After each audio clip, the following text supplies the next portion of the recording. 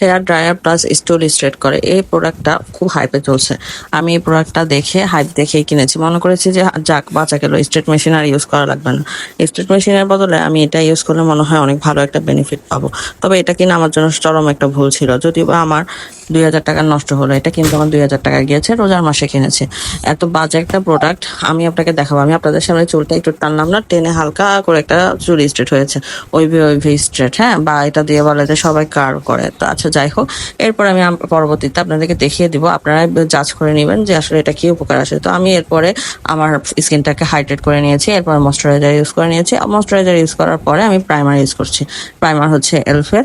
দেন আমি long lasting একটা মেকআপের জন্য সেটিং স্প্রে ইউজ করছি, সেটা হচ্ছে যে ম্যাকের সেটিং স্প্রে। এরপরে ভেবেছিলাম যে আইব্রো আঁকবো, পর চিন্তা করলাম যে না, আমি আজকে আমার হুডা বিউটিটা ওপেন করি। নতুন হুডা বিউটিটা আমি কিনেছি, ঠিক আছে, কয়েক মাস হয়েছে, কিন্তু আমি ওপেন করিনি একবারও। আমি শার্লেট টিলবরি ইউজ করছিলাম, কিন্তু ওইটা আমার অক্সিডাইজ করে আমার ফেসে অনেক প্রবলেম দেখা যাচ্ছে যে ওইটা বসে না। তো যাই হোক, এবার আমি হুডা বিউটির চেষ্টা করছিলাম যে অনেকভাবে আপনাদেরকে এটার শেড নামটা দেখাইতে। এই শেডটা আমার স্কিনে পারফেক্ট বসেছে। এর আগে আমি ব্রাউন সুগার ইউজ করেছি ওল্ড ভার্সনের, এরপরে অনেক লং টাইম পর্যন্ত আমার প্রোডাক্ট কিনতে হয় নাই, আমার অনেকগুলা ফাউন্ডেশন থাকায়। তো এই ফাউন্ডেশনটা শেষ হয়ে যাওয়ার পর আমি আবার কিনেছি। তো এটা মানে এত তাড়াতাড়ি এত ফাস্ট হয়ে যায়, ড্রাই হয়ে যায়, আমার কিন্তু ব্লেন্ড করতে অনেক বেশি কষ্ট হয়েছে। এখানে দেখতে মনে হচ্ছে যে আল্লাহ কত সুইফটলি আমি ব্লেন্ড করে ফেলছি। তারপর ড্রাই হয়ে যাওয়ার কারণে আমি এক প্রোডাক্ট এক এক জায়গা থেকে আরেক জায়গায় আমি মুভ করতে পারছিলাম না। তখন আমি নিজের দিকে তাকিয়ে তাকিয়ে চিন্তা করছি যে আমার তো, আমি ওটা খোলা রাখছি, ওটাও যদি ড্রাই হয়ে যায়। তো অনেক কষ্টে সেটাকে ব্লেন্ড করার পর, আগে আমি হুডা বিউটি দেওয়ার সাথে সাথে আমার মুখে কোনো ধরনের দাগ দেখা যেত না, তবে এখন হুডা বিউটি দেওয়ার পরও আমার স্কিনে দাগ দেখা যাচ্ছে।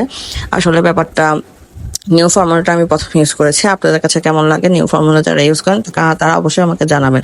এখন আমি আমার আইব্রোটা সেট করে নিচ্ছি। আমি আইব্রো পেন্সিল দিয়ে আইব্রোটা সেট করে নিচ্ছি। আইব্রো পেন্সিল দিয়ে আইব্রোটা সেট করার পরে আমি আই মেকআপ শুরু করবো। আমি যতই মনে করি যে কম মেকআপ দিব, কম প্রোডাক্ট দিব, কম প্রোডাক্ট দিয়ে বের হবো, ততই মনে হয় যে আমার বেশি প্রোডাক্ট দিয়ে ফেলে। পারফেক্ট একটা মেকআপ লুক করার জন্য কত কিছু যে ইউজ করতে হয়, লাস্টে দেখা যায় যে আমি খুব ভারী একটা মেকআপ দিয়ে ফেলি। আসলে আমি ভারী মেকআপ দিতে চাই না, তারপর আমার ভারী মেকআপ দিতে হয়ে যায়। তো আমি আমার আইব্রোটাকে শেপ করে নিচ্ছি। আমার আইব্রোটা কিন্তু প্লাগ করা ছিল, আগে আমি যতবার ভিডিও দিয়েছি আনপ্লাগ দিয়েছি, আপনারা আমার প্রোফাইল চেক করে নিতে পারেন। তো আমি শেপ করে নেওয়ার পরে এরপরে আমি আমার স্কিনটাকে হাইড্রেট করে নিব। আমি আমার স্কিনটাকে ভালো করে প্রপার হাইড্রেট করে নিচ্ছি। তো এরপরে আমি আমার আইব্রোটাকে আবার ভালো করে দেখছি যে কোথায় কোথায় আমার প্রবলেম ক্রিয়েট হচ্ছে, সেগুলোকে আমি আবার ঠিক করে নিচ্ছি। ঠিক করে নেওয়ার পরে এরপরে আমি আমার বাকিটুকুতে চলে যাব। দেখেন আমার হেয়ারটা দেখেন অলরেডি ফিজি হয়ে গেছে, মানে বেশিক্ষণ ছিল না।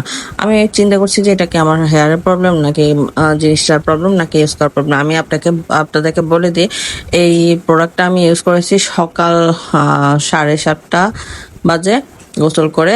এরপরে আমি তখন প্রায় আধা ঘন্টার উপরে টেনেছি আমার চুলটা শুকানোর জন্য। এরপরে আমি মনে হয় আরো 2-3 বার স্টেপ বাই স্টেপ আমি এটাকে ঠিক করার চেষ্টা করেছি। তো আমি আমার ইয়েলো একটা ড্রেস পরবো, তাই আমি ইয়েলো ড্রেসের সাথে ম্যাচিং করে আমি ইয়েলো একটা আইশ্যাডো দিচ্ছি, খুব হালকা করে দিব দিব করে, সেটাও গাঢ় করে ফেললাম, মাই ব্যাড। যাই হোক, মানে আমি যেটাই মনে করি যে সিম্পল দিব, আচ্ছা কম দিব, কম বেশি দিব না, তখনই মনে হয় যেন আমি মনে হয় বেশি বেশি করে দিয়ে ফেলি। এটা কেন করি আমি নিজেও জানি না, দিতে দিতে মনে হয় যেন জগা খিচুড়ি করে ফেলি। তা এই জিনিসটা কেস ঠিক করা তো ওয়ে আছে, অবশ্যই আমি ঠিক করে নিব। ঠিক করে নিচ্ছি, যে দেখেন আমি একটু কনসিলার দিয়ে আমার আই লুকটাকে ঠিক করে নিচ্ছি। ঠিক করে নেওয়ার পর এবার ভালো করে উপরে যেন হার্শ লাইন না দেখা যায়, তা আমি ব্লেন্ড করে নিচ্ছি। যে আমি আরো চাচ্ছিলাম যে সেটা আরো হাইড হয়ে যাক, মানে কালারটাকে যেন আরো এনহ্যান্স না করে আরো হাইড হয়ে যায়। যাই হোক, এরপরে আমি কোনোভাবে মানে সেটাকে হাইড করতে পারিনি, খুব একটা মোটামুটি যতটুকু সম্ভব ততটুকু হাইড করেছে, কারণ আবার বের হওয়ার তারা আছে, ঈদের দিনে আর একটা মেকআপ করবো। আমি একটু চাচ্ছিলাম যে লাইট ওয়েট করতে, এত গরম পড়ছিল, কেমনে কেমনে জানি ভারী করে ফেললাম। হ্যাঁ, এখন যাই হোক, করার পরে যখন মনে হলো যে করে ফেলছি, যখন আর কি করা, তো আমি আপনাদেরকে আবার চুলটা দেখিয়ে দিচ্ছিলাম যে আমার চুলে মানে সোজা হলো না, মানে খারাপ লাগতেছিল, যে এখন আবার বসে বসে স্ট্রেট মেশিন দিয়ে স্ট্রেট করতে হবে। যদিও বা স্ট্রেট মেশিন দিয়ে স্ট্রেট করলে এই ঘামে চুলগুলো আবার মানে ফিজি হয়ে যায়।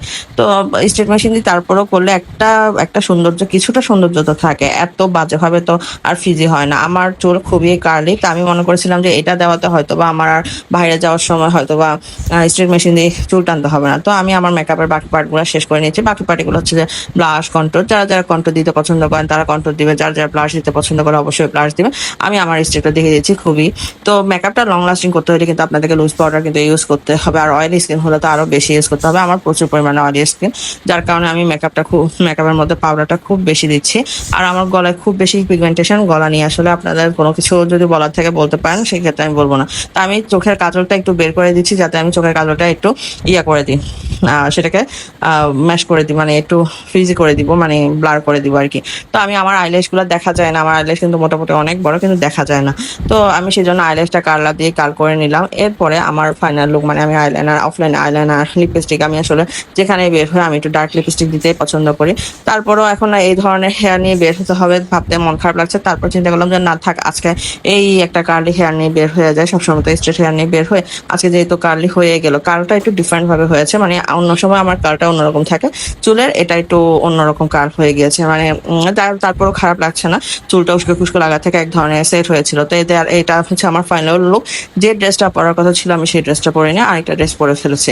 তো কেমন লাগলো আমার ঈদের মেকআপ অবশ্যই জানাবেন। আপনারা আপনাদের ঈদের মেকআপ শেয়ার করে আমাকে অবশ্যই ট্যাগ করবেন। আল্লাহ হাফেজ, আসসালামু আলাইকুম, সবাইকে ঈদ মোবারক, আল্লাহ হাফেজ।